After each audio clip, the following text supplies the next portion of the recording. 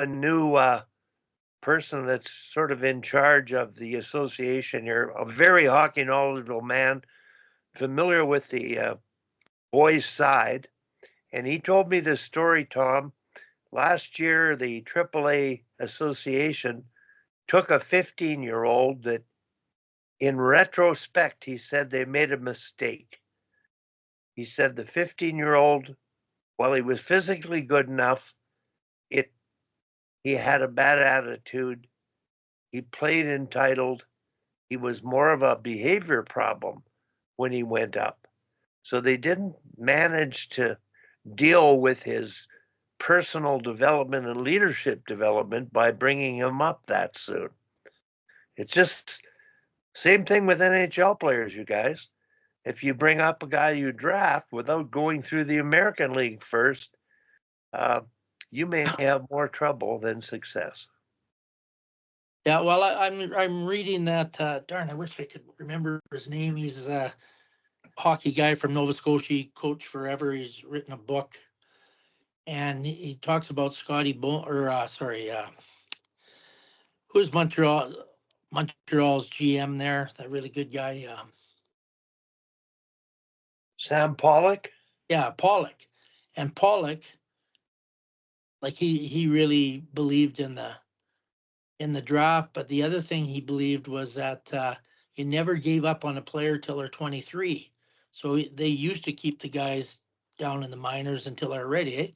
And one of the examples he uses, Guy Lafleur's first 2 years in the league, he didn't accomplish much. And then all of a sudden he became the best player in the league. You know, and the other example is Gretzky on his own left the junior team and went and played pro when he was 17. He said, well, the coach is teaching me stuff I already know, and I'm not going to get any better playing at this level. And I think he went to play for Indianapolis or something. Yep. So if someone can be a star, then I believe that, they can move up as long as they're not going to, but can't even say as long as they're not going to get hurt, because Gretzky weighed about 140 pounds.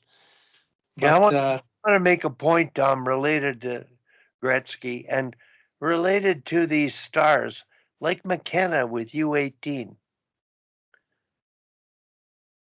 How many coaches would take those players and turn them into checkers?